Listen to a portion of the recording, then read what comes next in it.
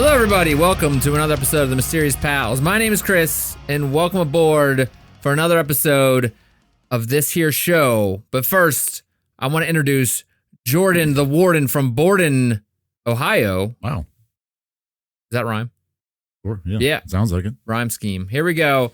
Jordan, thank you for being here. Thanks, How Chris. are you doing? Good, man. Good.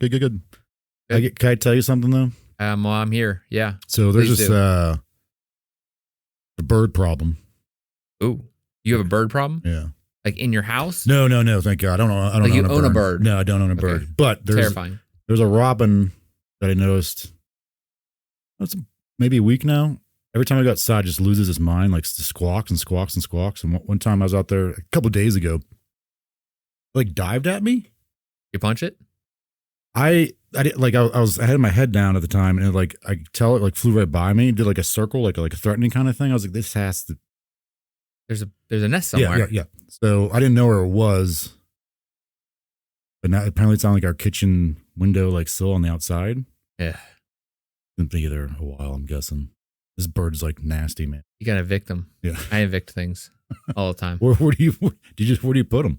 In the garbage? No, no, I don't evict. I'm not gonna mess with it. It's just like annoying. Yeah, Every time no, go I out there, evicted just before. like, I evicted before it becomes a problem. Okay. Like if they're starting to build a nest, I just knock that shit down. Yeah. But we have this one nest in right by our house or on our house. And every year the bird just builds another layer to it instead Really? of using the same one. So it's like 5 layers deep now. It's like a triple decker. It's the same bird doing this. I guess I don't know. It I lived don't know how that long? birds work. I don't know. I'm not a birdologist or I don't know. What is that called when someone's a bird Ornithologist? person? That sounds right. Or is that a bug one? No. Okay. Sorry, ornithologist. Who cares? Sure. It's a dumb thing. Birds suck. This is a science podcast. Yeah. Well, thank God. No, yeah, I'm not a friend of birds. I don't like birds. I've never minded them, man, but when it's like swept at me like that, like Trying to fight aggressively, you. I was like, I don't like birds now. No, I don't like them. They're terrible. I don't blame it, but it's also just like this is my place, man. Get out of here. Yeah. The rival. You don't pay your rent. Yeah. Yeah, you're just crapping all over the place. I mean, they don't think they stick around too long. They're gone before summer starts, I'm pretty sure. Like, they just take off as little things. Yeah. But it is annoying. Yeah. All right. There was this duck or geese or goose. Geese? There's 2 geese. So it's geese, yeah. They got a mom and a dad. Okay. They'd always lay eggs on a pile of manure from horses. Oh, really? Yeah. And Is that normal, you think? I don't know. Again, I don't like birds. But it would always cook the eggs, so they would never hatch. So like a family member had to like move them. Like one would fight off the dad while the other one would move it. Oh my God, geese could be nasty. Oh right? yeah, I'll punch a geese in the face though. Just things are like people are like, oh well, gotta protect the animals. Birds suck. Like you hear that, bird? You suck. I hate them. They're mean. There's nothing good about them. They used to be dinosaurs, I think. You kind of see that in them, especially turkeys. You're like, oh man. Yeah, we have a lot of turkeys around here too. Those things aren't bad. Yeah, they're just dumb. They don't bother us, but like I hate those stupid birds. I mean, I hate bugs and stuff, so I hate bugs. So I guess it goes counterproductive of my previous statements. So you know what? I'm all right with birds. Come back around. Eat them bugs. Yeah, like, it's part of the food chain. Like I hate wasps. Yeah. And Like, what are they good for? They eat like ticks and stuff. They eat bugs. Oh. Yeah. Like I hate all wasps.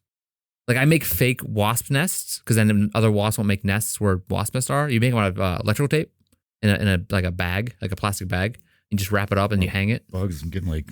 Yeah. Anyway, bugs suck. Birds, if they eat the bugs, I'm okay with them. I don't know the difference between like wasp or hornet. I couldn't like it. Oh yeah, wasps are black and hornets are orangish. Okay. Orange stripes. They're like a bigger bee with orange, like a deeper yellow. I hate those things. They're so big, and they're mean. Yellow jackets are worse, but like, well, is yellow jacket a hornet or a wasp, or is it its own thing? it's like a bee. It looks like a bee. It's a smaller bee.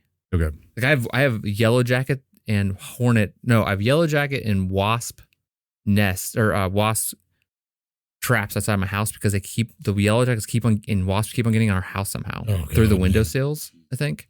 And so like I had to put a trap there because like every morning we wake up and there'd be one in the house. I'm like, it's gonna sting someone. Are murder hornets still a thing? Is that still like an issue? I think they released those to kill some other bug, and then they're like, "Oh man, we made a boo-boo. I don't know. I don't know where they're at though. I don't know if they're here. I remember that was like a huge thing, and like I haven't heard about it since like last year. They probably released something else to kill that thing. It's like, oh God, yeah. Bugs are the worst. I think they released them to kill the stink bugs that came into our country. Okay. And then I'm like, the stink bugs are. I hate stink bugs, yeah. and they released the murder horse to kill the stink bugs. But like, Is that right? Stink bugs are fine. Who cares? They're not mean. They're dumb. Yeah, they're really dumb. You just catch them, throw them outside. Yeah. Or put some. You put palm olive on, or the blue palm olive. It just kills them instantly. I also don't see them too much anymore. I think because the murder hornets or whatever they released to kill them have been eating them, and then they've been making me mad because I'm killing nests every other day. Yeah. Remember like last year when we first started this whole series show thing? We had to go kill some. Oh, that's right. A wasp nest. An ATV. Just like murdered a bunch of wasps in the middle of the night. Yeah, that was cool. No birds were there. Yeah, because they're on your in-laws' pool. Yeah, you think I'll murder those things. All right, well, what are we going to do? We're going to talk about murdering some more stuff maybe? I don't know. Is that? Yeah. No. Really? No, there is some murder. Oh, Yeah. We can never get away from the murder. No children, though. Oh, good. Thank God. Okay. Birds are okay. Fine. Whatever. Bugs suck. On with the show. Where are we going this week? This week we're talking about one of the most successful heists ever in history. In history. Like heist as in... Like money-wise. Oh, okay. Yeah. Value. Yeah. Because, I mean, you can heist a whole city and conquer a city, right? Is that a heist? No. Like, the Nazis heisted a lot of stuff. Like countries. Is that what it is? No. I mean... it's like they just, in the middle of the night, just took buildings and people. So what defines a heist? Well, you're stealing something. Okay. Oh, man. I think the people of Europe would say that Nazis have made a pretty good score.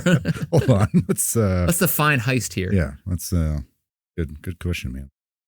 Heist film, heist blah blah, heist definition. Define. There you go. A robbery. Steal. What? Okay. Come on. It's got to be more like... So you better go back and redefine your most successful heist, because I'm sure... Well, so it's also considered a robbery because there's a point where during this whole thing, someone says... I think Mr. Hitler would have to say that he robbed, or Europe would say that Mr. Hitler robbed a few things too. Yeah. But okay, let's go off your silly, my silly made up word concept here. Yeah. So this heist, as of today, never been solved. They don't know. Well, it's said they know who did this heist, but 13 pieces of art were taken from the Isabella Stewart Gardner Museum in Boston. Ooh, so this is on American soil. Yeah, they're worth, as of now, $500 million. $500 million. Yeah. That's a lot of money. At the time, it was $200 million, but like it kept going up. Get inflation. Everybody's complaining about it. I don't know. Well, that's a lot. But so $500 million, but total. But some of the stuff like isn't worth as much as the others. But how do you value art? That's the problem. Well, people are like, art's so expensive. It's so expensive, yeah. But art never depreciates in value like other things. Why? That's my question. I don't know. As someone with an art degree. I mean, it gets older and older. Yes. They have to be like, is this kind of good? But there's people who go out and value this stuff. Like that's their job. Yeah, you know who does that? And then also for insurance reasons. Yeah, I guess you're right. So, as someone who doesn't know anything about the value of art. You study it. That's not true. I have a degree in art as one of my degrees. And that was a dumb mistake. That was kind of just fake degree. I don't know. So you can help me with some of these art, man. You can help me with some of these pronunciations, maybe. I did take 4 art history classes. You did. I actually I just totally forgot about this until now. I was a grad student.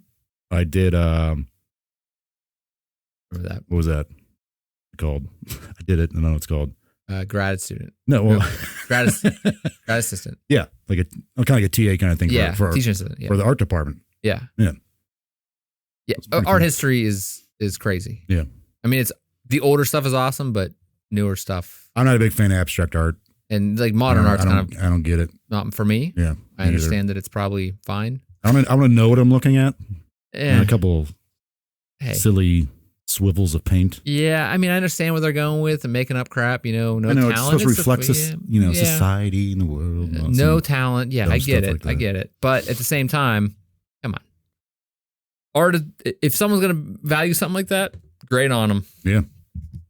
Being dumb is part of life, I guess. So art is dumb. Yeah, some of it is. I think by definition, it's supposed to be critiqued. Yes. Yeah. So we can say it's dumb. Yeah. I like this art with a little bit of, talent to develop it. But if you like splashy paint, hey, I can't help it. You're dumb. Whatever. Go ahead. All right. So the Isabella Stewart Gardner Museum is located in Boston, Massachusetts, of the U.S. of A, or U.S. of, or ever people say U.S. and A? Do you ever hear people say that? I think it's funny. No. Like, I think they do as a joke, like the U.S. and A.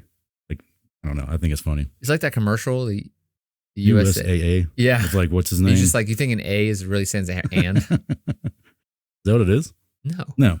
I think it's armed something. Yeah. Yeah, it was for the Air Force, right? But now like any... Yeah, I have no let's idea. not get into that one on that commercial. It was founded, but get this, Isabella Stewart Gardner. Who would have thought? Who's that? Well, it's the name of the museum. It's the lady that founded the museum. But who? Are you going to explain who? Yeah. She was a prominent art collector and philanthropist. From a young age, Isabella traveled the world becoming fascinated with art. She received a sizable amount of inheritance from her father upon his death. After which she then acquired tons of art, many of which were notable works. I think she's one of the first Americans to own a piece of Renaissance art, like European Renaissance art. Okay. Which I think is pretty notable. Yeah, I think if you didn't slide that little thing in there that her daddy gave her a lot of money. And I didn't want to, just because I think it like diminishes what she did, but like that's how she got the money. She spent her money somehow. Yeah. Didn't just blow it all Right. in gambling or something. Right. No. I guess art is gambling, I guess, in some ways. But anyway. After her husband Jack had passed, she decided to build an art museum, something her and her late husband dreamt of doing. The museum opened to the public in 1903 and housed art from Europe, America, and Asia that Isabella meticulously curated herself. Notable works from artists such as Rembrandt, Degas, Vermeer. Okay. And I already forget how to pronounce it. Vermeer? No. Titian. Titian. Yeah. Thank you. I always said it as Titian, but I think people just pronounce it differently. But I think it's actually Titian. Titian. I'm saying Titian. Titian. I think it's actually how you pronounce it, but some people say Titian. All right. I say Titan. I don't know. It spelled like Titan. I don't know. Maybe. Degas. I always heard Degas was Degas. Degas, you said though? Degas, yeah, I'm pretty sure. And his elbow. Hold on. First, I want to say that I probably fell asleep in a lot of these classes, art history classes. So let's not get a little ahead of ourselves. Some of it, I usually like the stuff pre-Renaissance art. Renaissance. I like pre-Renaissance art. Especially like stuff, the Byzantine style art. Okay. Or real flat stuff. I think that's cool. Illuminated manuscripts are cool. Type of art. Yeah. Isabella died in 1924, but in her will, she said that the art must permanently stay the way she left it. If it was ever disturbed, it was allowed to be boxed up, shipped to Paris, and sold at auction. But apparently she was like also a philanthropist. Like she wanted to create this museum to like introduce Americans to art, and that was kind of cool. Well, good for you. That's a little backstory. A little bee in your bonnet. Little beans in your bonnet. We're jumping in 1990. 7:30 a.m. on March 18th. It was at the museum. Security guard Karen St. Gregory is coming into work at the museum to relieve the night guards. After several failed attempts to be buzzed in, she decided to call the head of security. As security arrives and both he and Karen go through a back door, she states that something immediately seemed off. Do you think it'd be a cool job to be a night guard for like a museum or something? So I got a lot of this from, there's a documentary that came out in 2021. This is a Robbery, the world's greatest heist or something like that. They talked to the guards who did night security. It's this kind of like, if you didn't like art, it'd be kind of boring, but a lot of them did like art. So they just kind of like freely walk around. Like they had to like do, yeah, certain protocols that they would be able to go and like look at art that they liked. I think now they have, it'd be kind of boring though. I think after like the first 10 days, you'd be like, this is so boring. But do you think that like now one guy would go in and just like practice his trombone? Nice. Yeah, I mean, it was one of those jobs like. Well, we had a friend who worked night kind of security. Well, it wasn't security, but he had to like watch over. Oh, okay. Yeah, people. yeah. That was a hospital though. Yeah, he said that was very boring. But he'd like bring in like video games and stuff to play. Yeah, I think being a night guard would kind of suck. But isn't everything like probably like motion sensor now? So it's probably like they have one guy. And it is back. Of course, we're just gonna back in this time it was too. We're gonna automate everything. You know, get rid of the worker. this economy around here. So Karen calls the head of security. They go around. He takes her around to the back door. They said something immediately seemed off. Security cameras had been turned. The security office door had been busted open. There's an empty frame on a chair and a crowbar. A frame as in? Like a frame as in picture like frame? Yeah. Painting frame? Yeah. Okay. Ooh, that's not good. And a crowbar. They proceeded through the museum looking for the guards, but no luck. The head of security decides to call the police. When the police arrive, one of the policemen mentions that there's tunnels running underneath the museum in the basement. In the tunnels, they discover the 2 night guards. Wait, there's tunnels that someone dug? No, they're like actual like kind of service tunnel kind of things, but they're like in the basement. Wow. Sorry, thank you for clarifying that. They should have clarified that. Then they tell us they discover the 2 night guards, Rick Abath, who's 23 years old. He's a regular night guard. And Randy Heston, 25, and this is his first time on the night shift. Ooh, bad night shift. He's worked there, but that's his first time working the night shift. The guards are bound with duct tape and handcuffed. Abath has duct tape over his eyes and wrapped around his head. I think the other guard did too, but they're like wrapped like around his head and over his eyes, which at least that's kind of weird. That would hurt. Yeah. That would hurt This guy so like bad. long hair, so imagine like taking that off. Your eyebrows. Yeah. Eyelashes. So back in the museum, it's discovered that 13 works of art are stolen. Like this ripped off the wall? Some of the stuff was, yeah. Okay. So this happens in 3 different rooms. The museum itself is 4 floors, but all the action was on the first 2 floors, mostly the second floor. So on the second floor in the Dutch room is named, I guess, because of all the Dutch painting masters. Yeah. Rembrandt. Yep. I'm going to list all the things that were stolen. Christ in the Storm of the Sea of Galilee. It's a Rembrandt. It's his only seascape he've ever painted, so it's worth a lot of money. It's cut from the frame. Oh, why would you do 5 that? by 4 feet.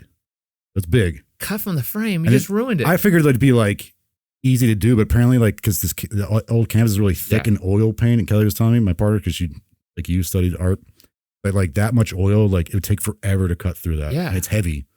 Yeah, and they not to mention the stuff they put on before they even paint. Right. Yeah. Yeah. Oh, right. Yeah. Yeah. Wow. They just cut it. Why would they cut it? The frame. They just ruined it. Maybe they're in a hurry. Maybe it actually didn't ruin it, and like that's like how they do it. But apparently, I think it was this one, or maybe one of the other ones. Like a chunk was like left in there. Like obviously, chunk like part of it's yeah. Ah man. Another one called A Lady and Gentleman in Black. That's a Rembrandt. That was cut from the frame. There's an etched self-portrait by Rembrandt. The Concert by Johann Vermeer. That's removed from the frame. They took time to get that out of there. Landscape with an Obelisk by Govert Flink, who I've never heard of. That's removed from the frame. They take an ancient Chinese beaker. Also in this room, there's a painted self-portrait of Rembrandt, taken off the wall but was never taken. It was like they took the time to unscrew it from the wall, but they just left it there. It's unscrewed it? Yeah, apparently there's just like they found screws in an ashtray in there and just like it came from that painting, but they never took the painting. So on the same floor as the Dutch room, this is the second floor in the short gallery. 3 Mounted Jockeys by Edgar Degas. Leaving the Paddock by Degas. Procession on a Road near Florence by Degas. Study for the Program by Degas. These are a lot of like horse, like racing themed things. I think the website I wanted was actually the museum's own website. They said the 2 things called Study for the Program. There's like different versions, I think. And a bronze eagle finial of Napoleon's Imperial Guard was taken. They didn't take the whole like staff. They just took the bronze eagle off the top of it. And then back on the first floor, only one thing was taken. That's from the Blue Room, Chez Tortoni by Manet. Not Monet, Manet. Manet. No, it's a different person. Yeah. Yeah. So at the time... I mean, yeah, both I mean, I think Manet is pointillism. So at least he does that really famous. I think it was Manet.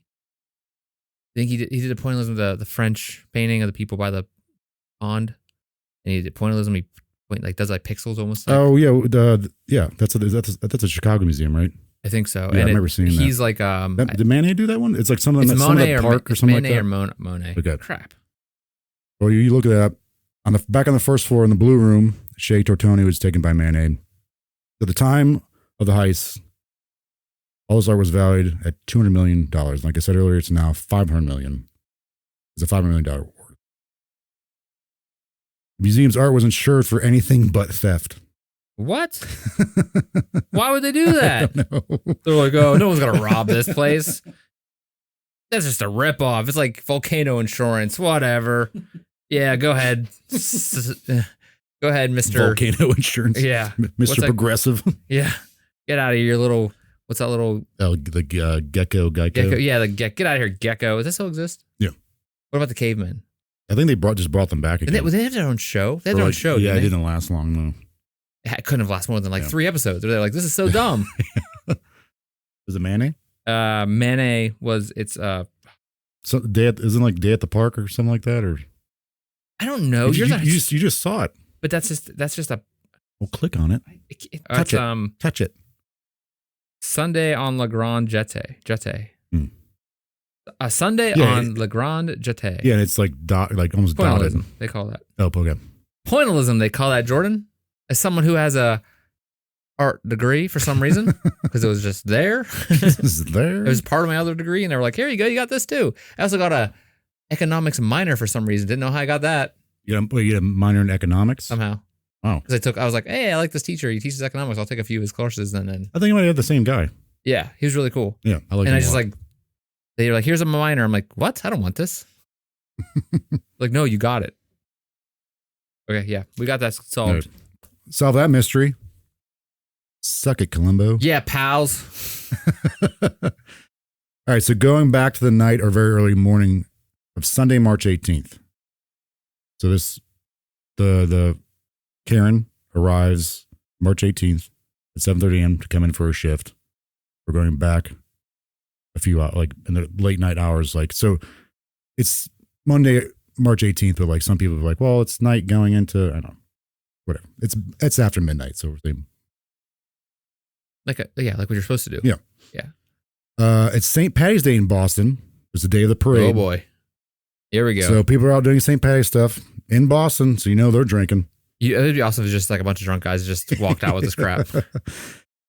Which, as a lot of people, I mean, obviously people here in the U.S. and A know St. Patty's Day is like a big, ridiculous drinking day in the States, but a lot of people other states might not know that. Or they don't take it as seriously as we do. No, because we're idiots. Yeah. But the parade was actually on this day. But people were like celebrating all weekend long because it's Boston. Yeah. I mean, as they should. People should just celebrate whenever they want. I'm assuming the police probably were kind of like preoccupied. Yeah, probably. Yeah. But again, people should just do whatever the hell they want. Have fun. This might have been a perfect night to do this. So at the museum, Rick and Randy are working a night shift. Randy was filling in for another guard. Like I said, this was his first time Randy worked the night shift. But he's filling in for another guard, Joe Mulvey, who called off. Ooh. Mulvey, maybe. Mulvey. Wow. But this is something that Joe frequently did. Well, fire him. After this, they should fire him. So at 12:30 or 12:45 a.m., somewhere in between there, two men, who later believe the culprits of the heist, are witnessed by two St. Patty Day partiers. They claim to have seen the two men dressed as police officers parked in a hatchback about 100 feet from the side entrance of the museum. Right around this time, Rick does his first round of patrol while Randy stays at the desk. The protocol is like one guy stays here, one guy goes out, they have a walkie-talkie, they can communicate. Fire alarms go off, but Rick is unable to find any smoke or fire. Returning to the security room, he shuts off the fire alarm control panel, thinking it's a malfunction. He then goes on to complete his rounds, but stops to open and shut the side entrance door, like the outside of the side entrance door. So the side entrance, you go through the security room, you'd be buzzed in that first door, and there's another door you have to get through, and you have to be buzzed to that one as well. So he goes out to the outer one, opens it, and shuts it for some reason. And there's a record of this? Yes. By his own admission, or is it on camera? His own admission. Is it on camera? Never been seen on camera. Nice. Apparently no one's ever seen him do this. But he says this is something he would frequently do. Just to make sure it's shut. Yeah. Okay. But it would have been seen on camera in the museum. Like the museum people would have been like, don't do that. It would have been, and also would have been seen before. Right. Because there's cameras on the outside. I think there's one in like the foyer or like the security room. We have to go in between going to the second door, but there's not really cameras anywhere else. You ever notice how security cameras are always the worst quality ever? And I will talk about that because it's like you never so can. Every time bad. people are like, we have them on camera, but then we can't notice who the hell they are. No. But again, he says he does this all the time, but no one's ever seen him do it. Never been seen on camera, apparently. Sure, Randy. Sure. Yeah. Around 1 a.m., Rick returns to the security desk while Randy goes on his patrol. At 1:20 a.m., the cops approach the side entrance, buzz the intercom.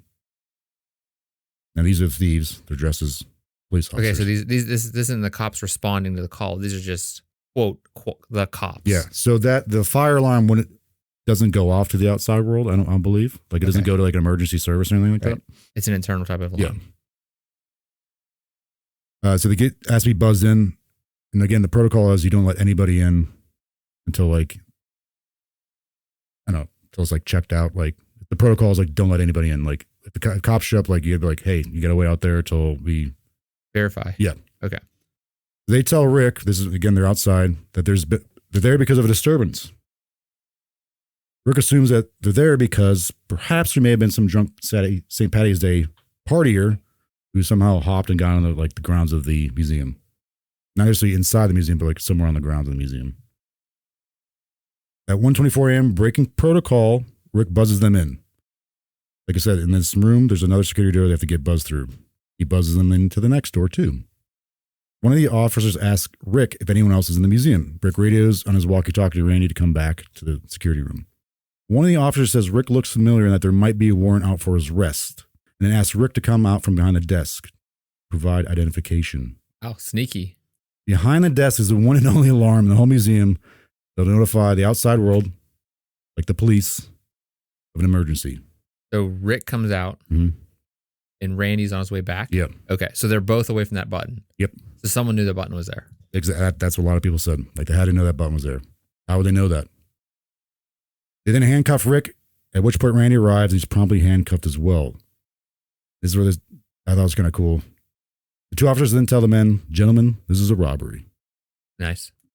Nice. That's officially what they said. Yep. Because the guys reported it. Yep. They take them to the tunnels in the basement, which they apparently knew how to get to on their own. Like they've been there before. Yeah. And behind the scenes, because the tunnels are service tunnels, so there's not like anybody can go down there. Yeah. So they knew like that girl Karen, who she's like, I've never been down there. I heard talk of these tunnels, but I've never been down there. Even the head of security didn't think to go down there. So I'm assuming he would know, but he's the head of security. There, the two guards are duct taped and bound in place in the tunnels. I think they're put 40 feet apart from each other.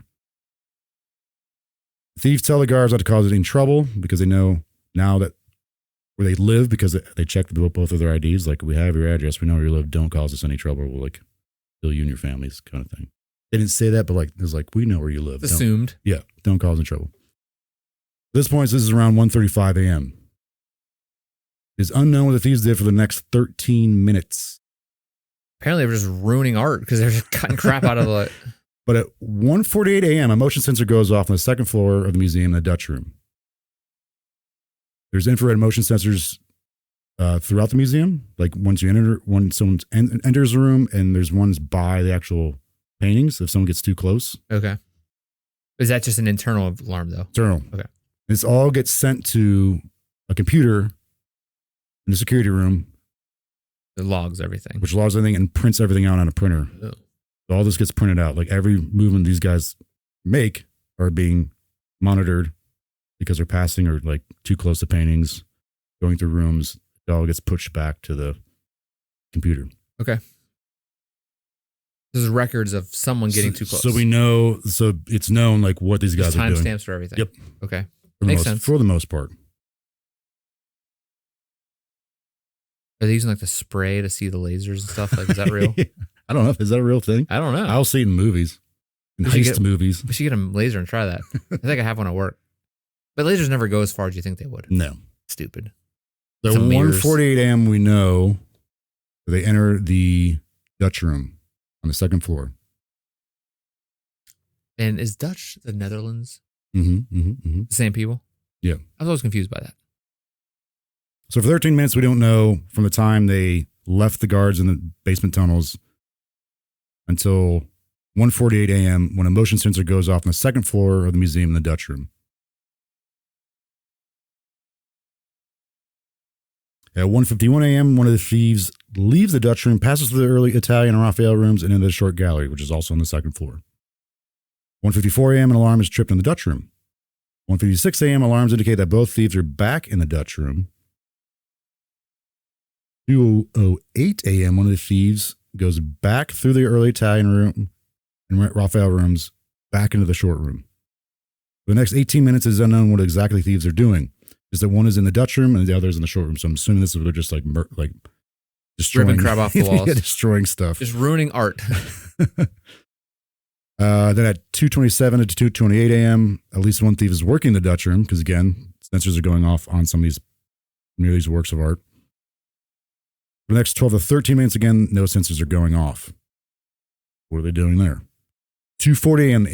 Taking a nap, like eating a snack, bringing their lunch.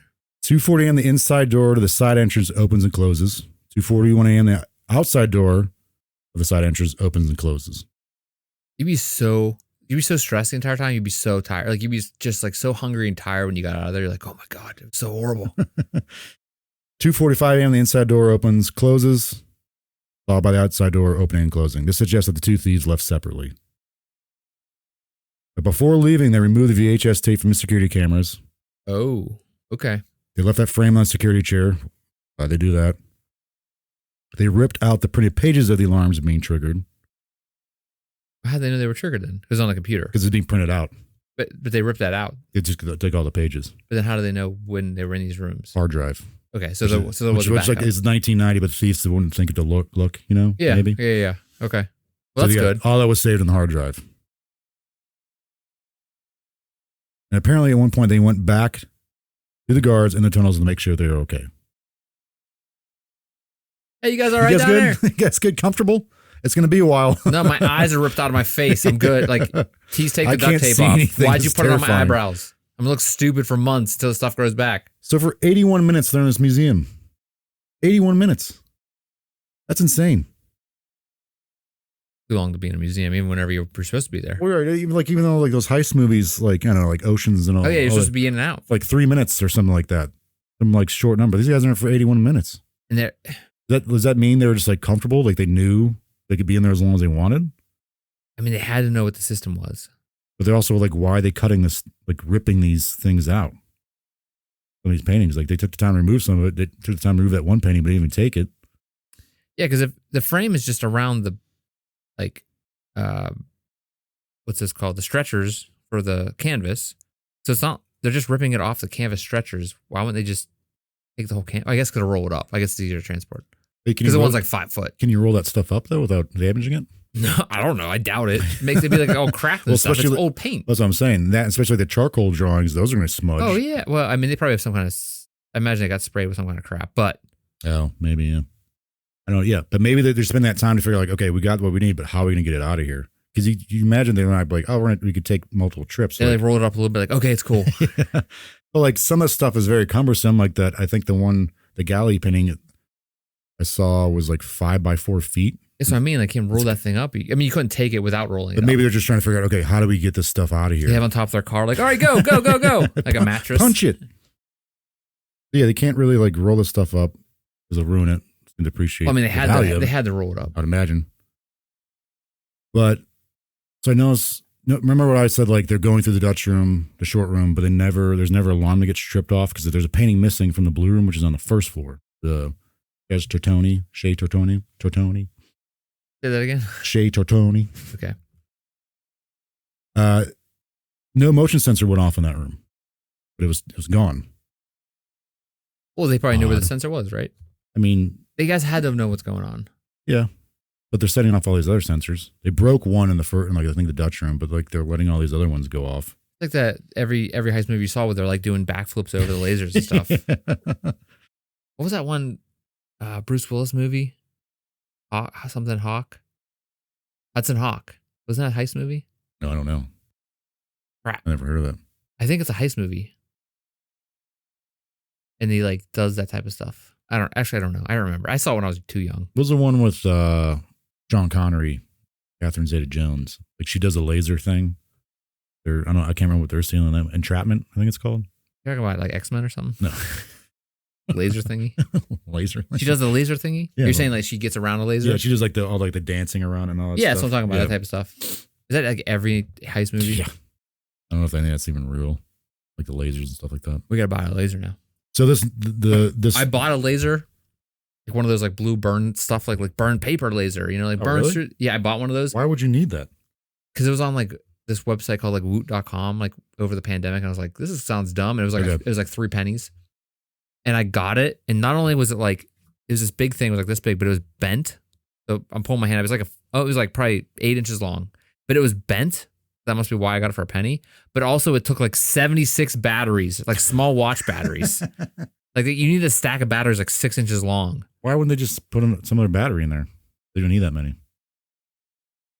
Great question. I don't know. Yeah. Also, I probably couldn't even get him to fit in there because like it was twisted. Like someone like made it a U shape. Like someone like took it and like twisted it or like bent it. So I couldn't. So anyway, it took like 17 months to get to me because of that's how website works. Oot? Yeah, it's like kind of like Temu or whatever it is now. Okay, yeah. Like basically the same thing. Bunch of garbage you don't need for like 3 pennies. Anyway, go ahead. So according to these censors, the thieves never entered that blue room. But they got the painting out of there. There's a painting that's missing. The only time that censor was triggered that night was at 12:27 a.m. This is before the criminals even entered the room. It was triggered by Rick Abbott, the security guard, when he's doing his rounds. He was under his shirt. He's like, "Oh, see you guys later." So does that mean was it taken before? Was it taken after? Or did these motion sensors just malfunction? Or did they know where the motion sensor was? Well, I guess if it's against the wall too, so they can't get close to the painting without it tripping. Right. There were tests that were done prior to this and after the robbery. Apparently the sensors all worked fine. However, the guards, though, other guards were just saying like they malfunction all the time. Okay. So they could have been maybe malfunction. But days before the robbery, Rick was planning on quitting because of interfering with his band. What year was this? 1990? Yeah. He's like a Nirvana type He's band. he's like a big Deadhead, like Grateful Dead guy. Dead. Yeah. Like a jam band. Yes. I can't stand that music. I can't It's so confusing. Like 30-minute song. Yeah, I that's not for me. I understand people like it, and I support you in liking whatever music you like. But come on. Yeah. It's so boring. No, I think I don't understand it. He'd also frequently say, and he even admitted this, how bad the security was at the museum. So did he or maybe some other guard or museum worker happen to say something similar or say that to someone or maybe around someone they shouldn't have said it to or like heard it? Like some, unsavory person might have heard one of these workers say that and like, oh, we got to go get this museum, go rob it. Or was Rick part of this whole thing? Had to be. Get his jam band out there. They had to sell some cassette tapes. So the museum had hired a new art director 6 months before this happened. And Holly, she's the first female director, which is nice. But and this happens. Is they trying to pin it on her? No. Okay. But she, since the museum was low on funds, she had to make the difficult choice of whether or not improving their security, like the security system, or getting like a moisture control. Yeah. Like protect the art. Yeah, climate control. Yeah. So she went with the climate control system. Humidity system, like humidity control system, yeah. To preserve the art. I mean, I don't blame her for doing that. She's in charge of the art. Well, no, because that's a pretty bad, can happen. Yeah. That's a pretty serious thing. Yeah. So she chose a climate control system. And she chose wrong. Yeah. You don't really need it anymore if there's no art. And this isn't known to the public until 2015. But the night before the robbery, so it was March 17th around 12:40 a.m., a car is seen pulling up on the security cameras outside. Again, like we were saying, the footage is just terrible. One person gets out. Again, there's protocol not to let anyone in. Rick's working, of course. He buzzes this person in through both doors. Security footage from inside the security station doesn't apparently show who this man was. You can't see his face. And for the longest time, the FBI was just like, well, who's this guy? Who's Rick letting in this random dude? But once it was released to the public in 2015, someone's like, oh, that's our head of security. Okay. Or so he's like a deputy of security or something like that. Okay. Deputy head of security. So it was someone who could have been there or should have been there. Should have been there, yeah. Or like had the right to be. Yeah. January 1st at midnight of that same year, Rick was working, a lot of people in the party there. He was highly stoned. Wait, he let people to party in there? Yeah. Man. They're like, it's kind of like, how this guy still have a job?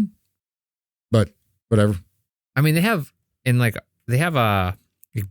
like scouts, like camps in the museums and stuff around here in like different things. Like the Girl Scouts and Boy Scouts will go do that. Yeah. Like they'll sleep over, spend the night at the museum. And I don't know if people are like just wander around. Spend the night in the museum? Yeah. And they also have like weddings there and stuff. Oh, yeah. That type of stuff. But like, I don't know, spending the night in the museum. Especially like, kids like just running, run their dirty hands on stuff. Terrible. Yeah. Breaking stuff. Yes. So initially, the museum offered a $1 million reward. Then 1997 went up to $5 million. And then, I don't know when up, but it's now at $10 million. It's just for information leading to the recovery, like the safe return of all the works of art. It's a lot of money, man. Yeah, the hell you say. So during the investigation, like everyone involved was like, why do they chose those particular works of art? They left the most valuable painting in the whole museum, Titian. Yes. Crap. Titian's The Rape of Europa, which is on the 3rd floor. They never went up there. But that's the most valuable piece of art in the museum. Why did they take that? Do these thieves even know anything about art in the first place? Because they're taking some really good stuff, but they're cutting it out of the frames. Yeah, and other stuff they're just like, why would they take that? It's not really worth that much. Throw them off the trail. Right? Yeah, maybe. Is it because they're grabbing multiple pieces of art and probably only have one successful trip in and out? The weight and like cumbersome of some of this stuff probably plays a factor in what they're taking. How are you going to move that much? Like, how are you going to hide all that? Well, right? Yeah. Are they doing this at the behest of someone else? So they're only there to get those specific things, maybe, or they got what they wanted or told to get and just decided to grab whatever else they could. On top of that, they're like, "Oh, we're still here. Let's keep grabbing other crap." Yeah, they had one specific thing you had to go in for, or two, and they're just like, "Oh, this eagle looks cool. Yeah, this beaker looks cool." If I was in a museum, I'd take one of the big dinosaur bones, like the T-Rex head. Yeah. I'd have like something right. It would be right here. Like it'd be so big, it'd take it up in the entire room. Like I don't know what you're talking about, officer. Just in the background. So like people are like, are they just doing this? Is this a mob thing, or are they doing this from like some shady uber rich person who's like wants a private art and wants like a private art collector kind of thing? You know? Are you going into theory? No, this is just like what people are thinking. Like, well, there's some oddities to like what they're taking and why they're taking, why they're like omitting stuff. Like I don't know. What I'm thinking is, if you steal art, something so important, you're gonna want to show it off. How are you gonna sell that? Well, that's another thing. It's too hot. Yeah, and how are you gonna, like, who's gonna buy that? They'd be like, oh, you stole that? Like, oh my God. Okay. Whatever. Because then what's the point of having it if you don't show it off? I mean, maybe like again, like they said, there might be seedy people, like But like, how are they gonna? What's the point of having that? They'd be like, hey, I'll swap you this painting if you give me like an elephant or something weird, like a rhino. But they can never sell. Stuff. They can never make money off it. They'll just trade. Oh, because but again, who wants something that hot?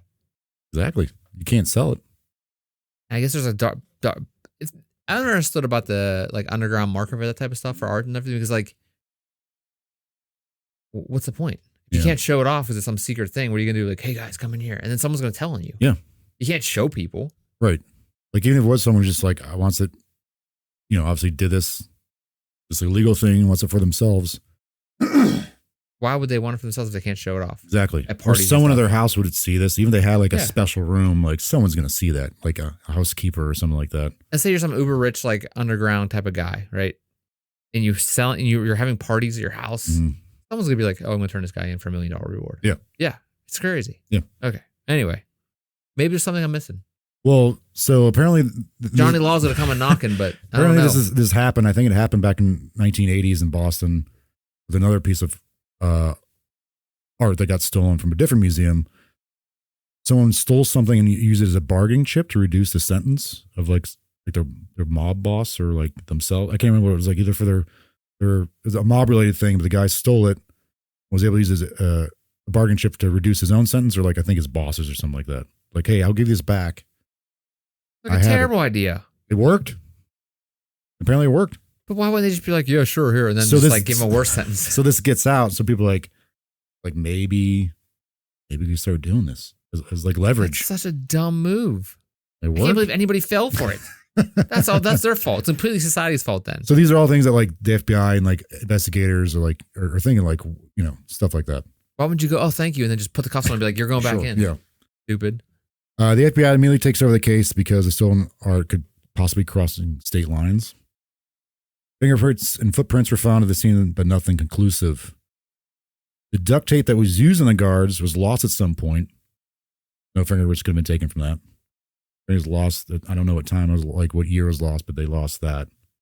I mean, it had to be so many fingerprints of the guy being like, get this off Sure, me, yeah. Like, well, I guess but then he'd be his hands were tied up. So that's what I'm saying. Yeah, like you'd be able to identify the guards' fingerprints because you have them. You have that person. Like, unless it was him, and then the two guards, as well as two witnesses who observed the police officers, quotes, they all kind of agree upon the heights. One of the thieves was 5'9" to 5'10" in his late 30s with a medium build. The other was 6 feet to 6 feet. The other was 6 feet to 6 feet 1 inches. Early 30s with a heavier build. He had a mustache that Rick Abath believed was fake. Rick Abath. I keep calling it Abath. It's Rick Abath. He's like, it was hanging off, so like, something I can tricky see the glue, about that guy. Yeah. Obviously, Rick is considered a suspect because like of kind of his unusual behavior. But this whole time, he's never charged with anything. He passed away in 2024 this year. This whole time, he's like, "Hey, I'm innocent." I'm just like, and the FBI never charged him with anything. I mean, he wasn't living in a mansion, Yeah, was he? right. So, No, I think they just thought he was just like too. One of the things I saw was like these security guards are too inept to pull something like this off. So that's all 1990. 1994, Ann Hawley, again, who's the art director at the time, he receives an anonymous letter. In the letter, this person states that they don't know who the thieves are, but they are a third-party negotiator for them. They requested $2.6 million to be sent to an offshore bank account for the stolen art. And all the art would be returned, and all those involved would have immunity. They also say the art was originally stolen to reduce a prison sentence for someone. But since that time, since it's 4 years later, that sentence was already like either the person died or like their sentence was up. So like, but we still have the art. okay. So this is 1984, 4 years after. But why wouldn't that person just be like, put this money in my account and then be like, see ya, and then like take off without giving the money? Sure, yeah. Okay. They request that Anne place a note in the Boston Globe, which would mean that the museum is complying. Like, so it's kind of coded message, which they did. A second letter, like, so say, if you put this note in the newspaper, that means like you're up for this, like you're going to do this. As in, Just did they receive something like this? Yeah, no. Okay. The note basically by him, I don't know what the note was. It's like some kind of like weird coded thing, but like he put this in the newspaper, that means you're on board and you're like, we're doing this negotiation. So they do that. The FBI gets involved. Like she calls the FBI, like, yeah, do it. A second letter is later sent the following week to Anne, saying that the negotiations were off because they're worried that the FBI investigation would reveal their identity. And Anne never got another letter. There's one hot lead that died. In August 1997, the Boston Herald reported that one of its journalists, Tom Mashberg, had seen the storm of this on the Sea of Galilee. Mashberg was taken by a source to a warehouse where he saw what appeared to be the stolen Rembrandt painting.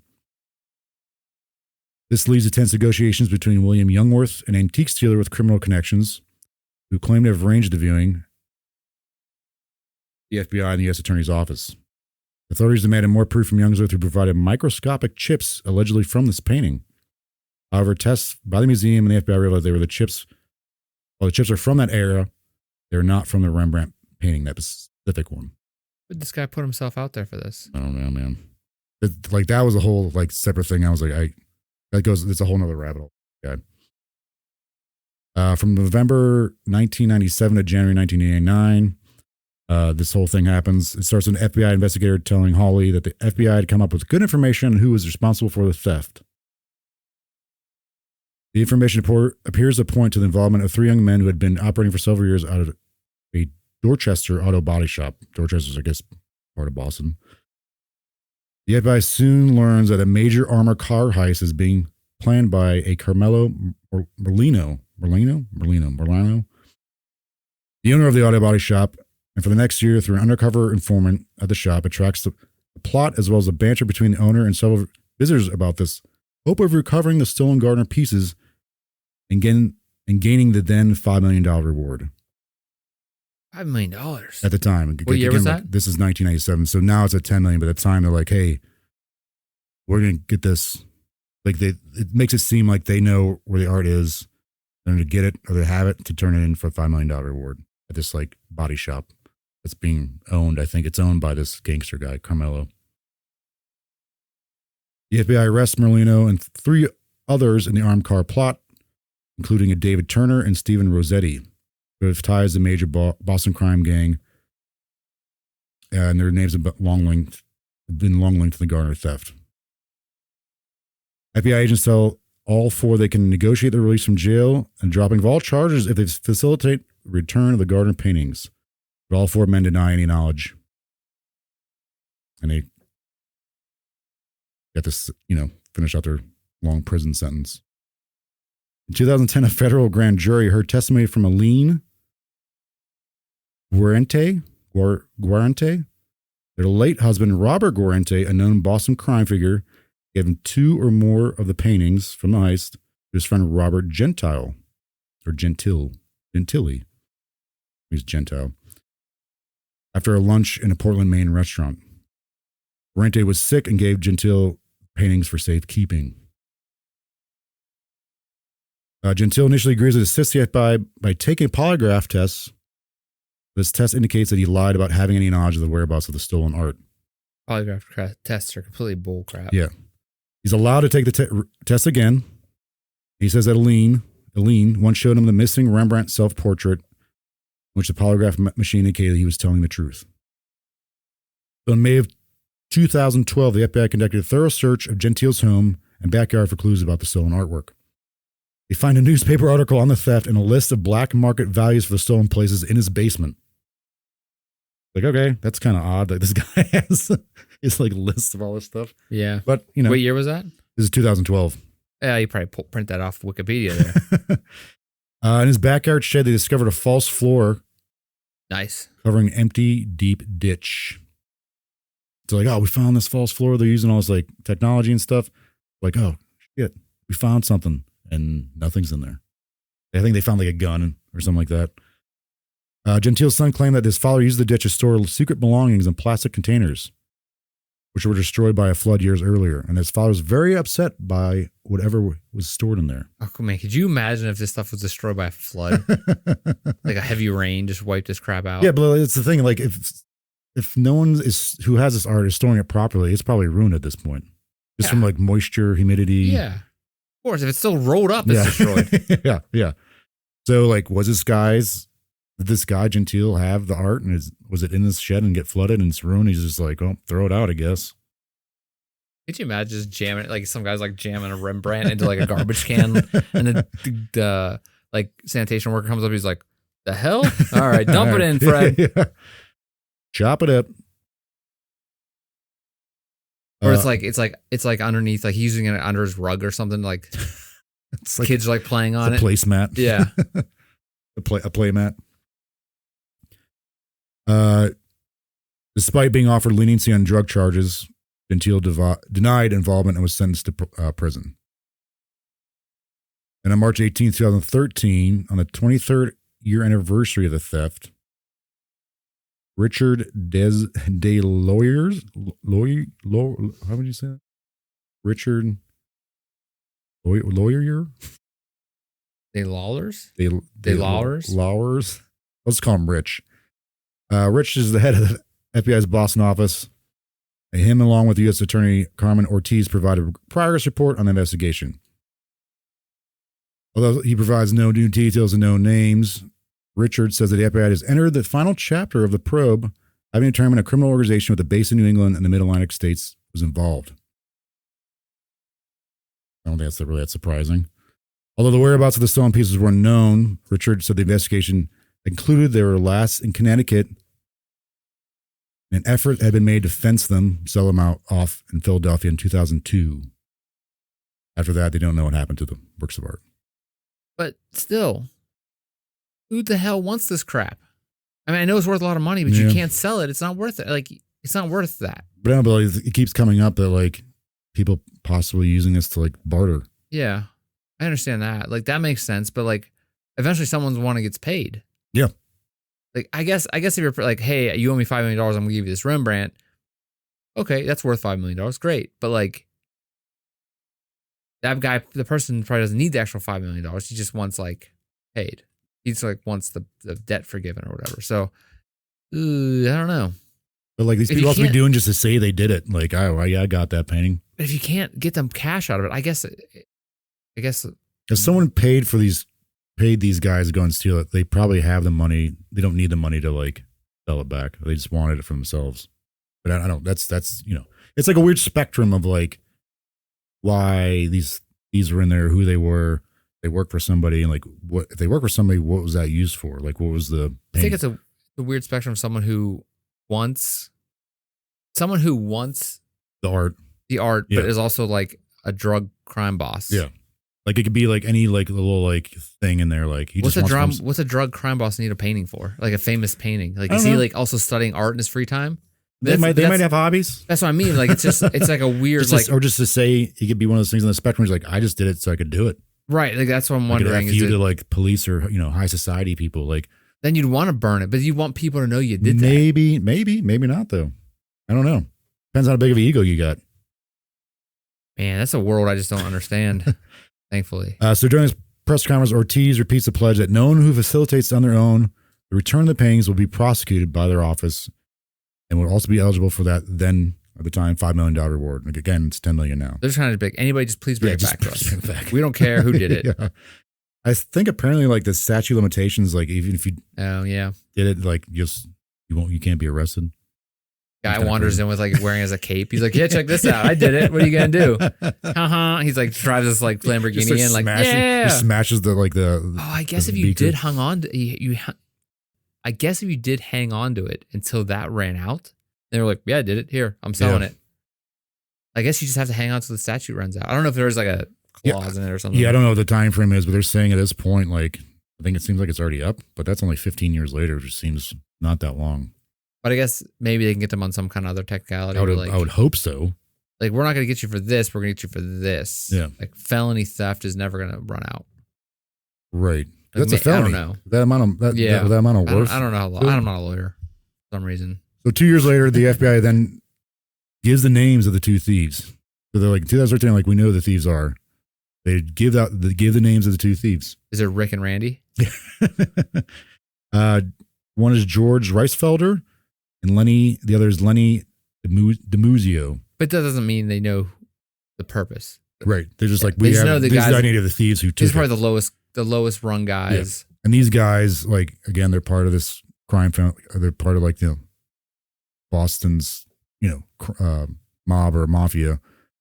And these guys, I saw the pictures of these guys, they match. I mean, the drawings of the eyewitness accounts of the two guys police officers that robbed the place is kind of like, it could be anybody, but these guys look like they kind of look like these. But again, typical Boston guys. It could be anybody, really, anyone with a mustache. But these two men belong to the crew of Carmelo Merlino, this guy who was part of the that armored car thing, that other thing, that group. They were part of that crew, but they both died a year within the heist. Reisfelder died from a drug overdose. DiMuzio was murdered, possibly by Merlino, because Merlino found out that DiMuzio was the leader of a planned coup against Merlino. So he had him killed. In 2022, we're wrapping up with this. A new lead that was prompted by Tip has refocused efforts on tracing artwork.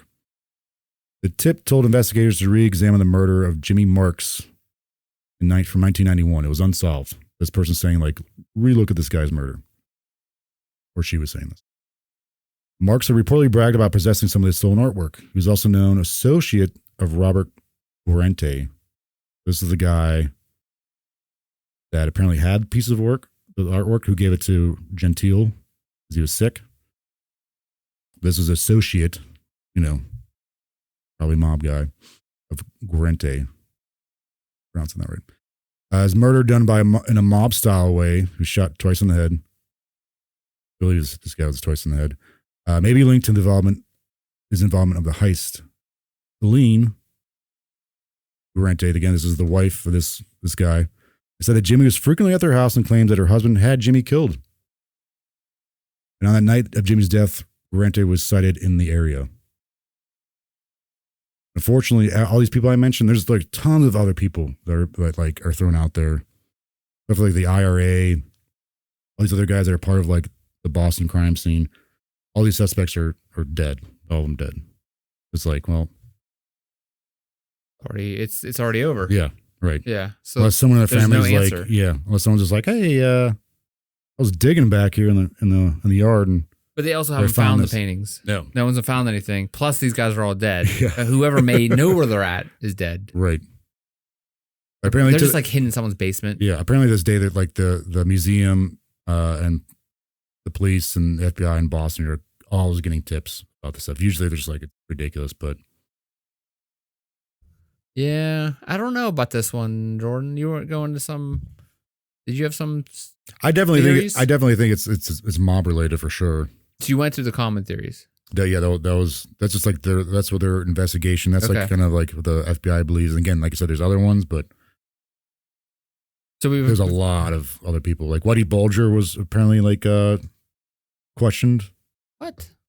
In regards to this, he's like, I don't know anything about art. I don't care. Okay. Something along those lines. But so wait, so before we get into our theories, I was reading about this like not too long ago. This happened. There was this event, April 4th, 2024. Okay. There was this huge robbery.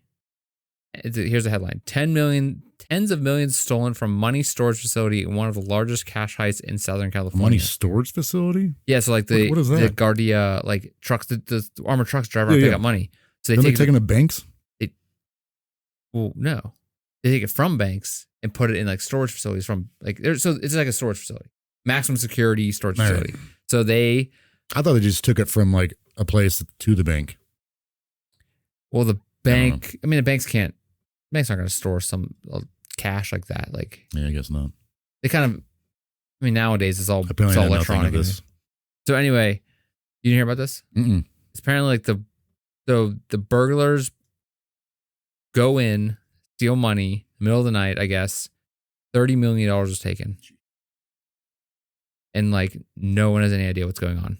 Like the Guardia, which is like the huge trucks that drive around, like like this is supposed to be like, their entire purpose is to protect money. Yeah. You think they would have like the ink things in there, like some banks do? I think they have to have something in those, right?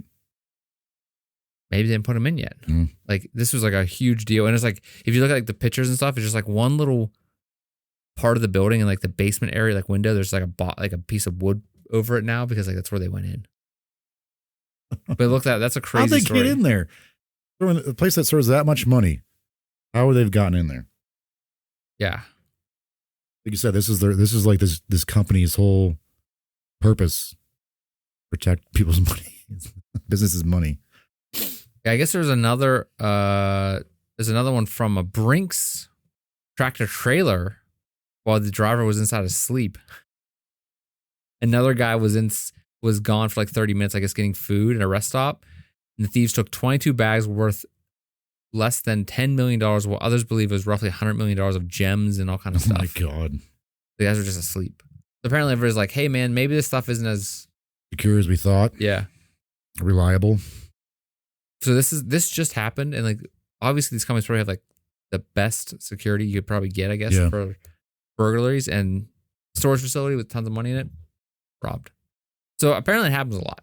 Or it's people are always looking. Yeah. That's all. Someone's always trying to do something like that. Yeah, you're right. Okay, so what do you think was going on? I think it'd be cool if it was just some like uber rich guy, just like has his own private collection. He goes in his like secret room and just looks at this stuff. Not cool, but like it's terrible. Like the stuff stolen. Apparently at the museum, it's like nothing can be modified. There's just empty frames of where like these pieces of art are supposed to be. It is, or you think it? Yeah, I mean, I thought it would be remakes. Yeah, they're just empty frames there. Okay. Because again, they can't alter anything, otherwise everything gets shipped out to Paris and auctioned off. Oh, little clause in there. Yeah. Yeah. So, so I don't think it's cool, but like I think the most interesting would be, maybe not the most interesting. I don't know how to put this, but like, I don't think it's actually some like uber rich guy who just like has like a secret room in his house and he just goes in there and like deals himself to these paintings or something like that. But I do think it's probably mob related for sure. It's like it's happened before in this area. Art is just a weird thing. Yeah. To like be used as currency. Right. Because whenever there's a war or something, what do people want to steal? Like what is it going to be? What's going to be more beneficial? You'd have a painting or water. Yeah. That type of thing. Like it's always weird for, I guess, in a current world, like paintings are worth a lot of money. People have money to spend on paintings, but like, it's just so crazy that that's the thing they're using. Because I don't know, but some people during wars they go and like destroy art. Yeah, to wipe like I guess that's a big ancient thing too. Yeah. Ancient where they did that to wipe the people off from history. But like this type of thing, that's just crazy. Yeah. Especially because like, again, like we said, there's that spectrum of like, if whoever has this, like, why do they have it? Right. What are they doing with it? Like, are they doing it just because like they could? They doing it to show off to other people? But like, if you do that, like, it's going to get known that you have this stuff. That's what my whole point was. I do not understand why people would do this. It can't be someone that wants to show it off. That's what I'm trying to say. Yeah. It's not someone wants to had some some guys to go in and do this. Right. Because they want to show it off, like some rich guy. They had to do it as like a currency type of exchange. Like they're going to use this as a currency for other things. Yeah, right. Like some guy owed the mob $30 million. Like, I'm going to go steal a bunch of paintings and give it to them. But also, like why some of the stuff they took. There's no return on this investment. Yeah. Like some of the things they took were just like, why'd they take that? Or why they not take, the most expensive thing in the museum? Why did they take that one? Yeah, why did they take the lesser known stuff? Yeah.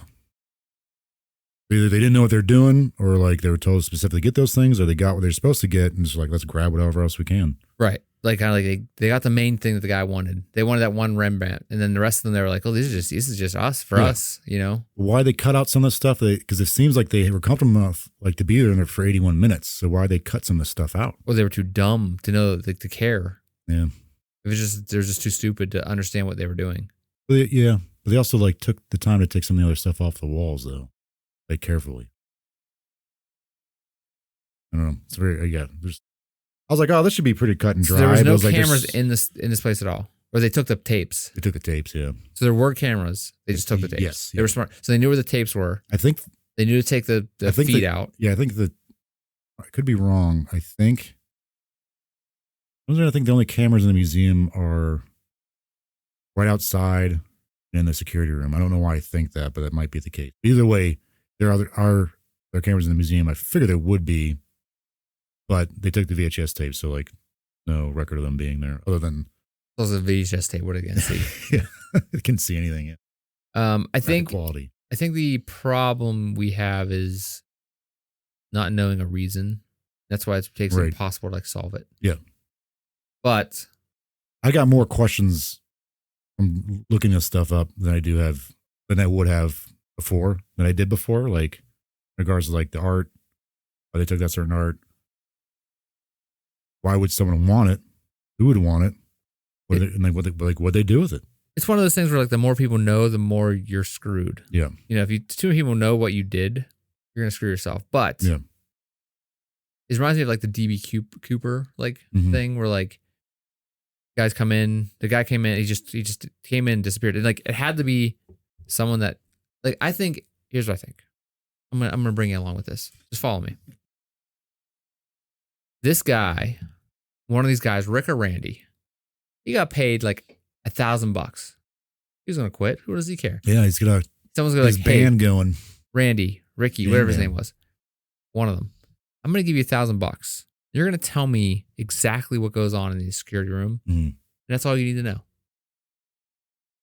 And then walk away. You didn't see anything. You didn't hear anything. Here's $1,000. We know where you live. We're gonna kill Yeah. you if you do anything, or tell anybody who you are or who we are. Or like I said, they like any one of these people that work there could have been out at a bar, maybe drank too much, and someone overheard, or they just told the wrong person about the lack of security, and like. I mean, it wasn't a lot. Like they had to know like about the sensors. They had to know about the right. printout, Yes. where the tapes Sure. were. They had to know how to get in. Right. They had like there's too many like coincidences on them actually getting in the building. Of like, hey, if we go in and we say this, they have to let us in. If we say this, they'll get from behind the thing because the only alarm button is right there. Behind So the they desk, had to yeah. pay someone, or someone had to say something. It could have been. It didn't have to be these two guys. It could have been anybody. Yeah, that's what I'm saying. It could have been like anyone that works there. Right. It It could have been like like the guards, but it could be anyone who has a job at this museum. And I Or bet has ever even worked for the museum. And I bet the FBI looked into all this stuff. And They I'm did, sure, yeah. but like someone just said, "Here's $1,000. Keep your mouth shut. Just tell us exactly what happens, and then pretend you never saw us." That's all you have to do, and it's totally legitimate thing. And then the rest was history. Like the rest just fell into place. Like a lot of these people that like I didn't even name all of them. A lot of people, these people are suspects. Like they got murdered. Yeah. Within like I think one guy was like a week later he was murdered. Like I don't think I talked about him, but like it was like it's kind of all like, is that a coincidence? They murdered for some other reason, or is it that person like these guys murdered because they had this stuff? They were bragging about having this stuff, and like they got murdered to like shut them up. So many people.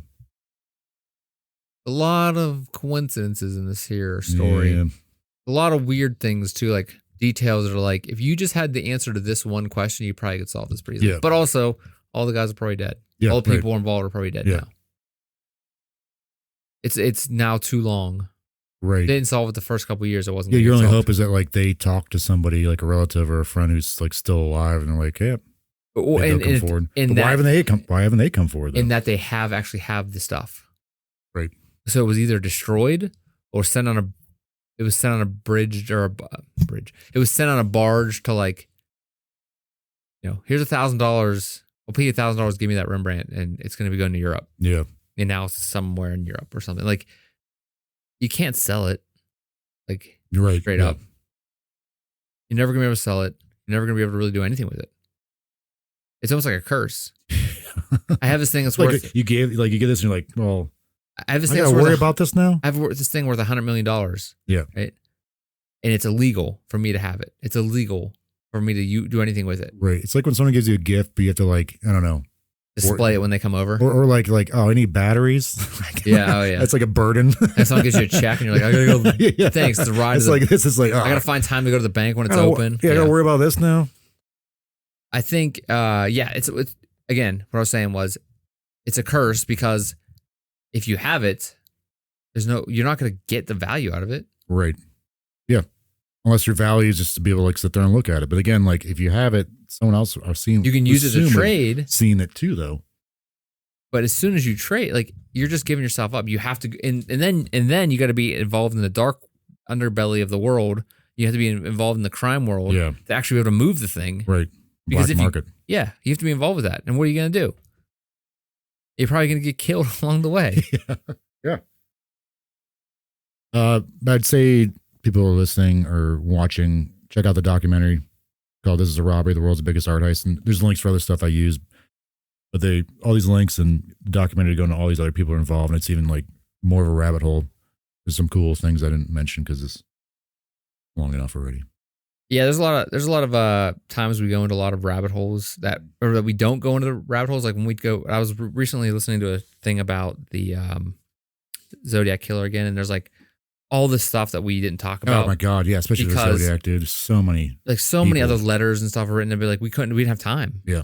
Like our show isn't about a deep dives type of thing. It's about surface level stuff in some cases because we want to be variety. Yeah.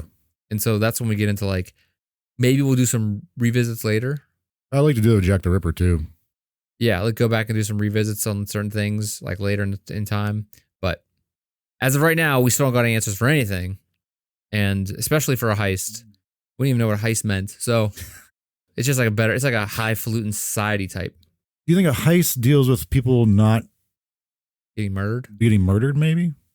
Or robberies don't get it. It's like robberies like petty crime. Yeah. I'm gonna rob a gas station or I'm gonna rob a museum. No, I'm gonna heist a museum. This sounds cooler. Yeah. You commit robberies, I commit heists. We're not the same person. Yeah. Go beat up a clerk and steal his. Go steal a candy bar from a gas station. What a nerd. Anyway. I'm gonna heist the gas station. Robberies are for robbery nerds or crime nerds. Anyway. Thank you, everybody out there, for being here. Jordan, thank you for that story. Thanks, Chris. Thank you, everybody out there. If you want to know more about the story from tonight, please go check out the documentary. Story from tonight. Yeah. And if you would like to see us, if you're listening and you want to see us, we do have a YouTube channel. Please check out the link in the show notes. If you want to hear us because you're watching us, then go check out our any podcast platform. We're on all of them, pretty much.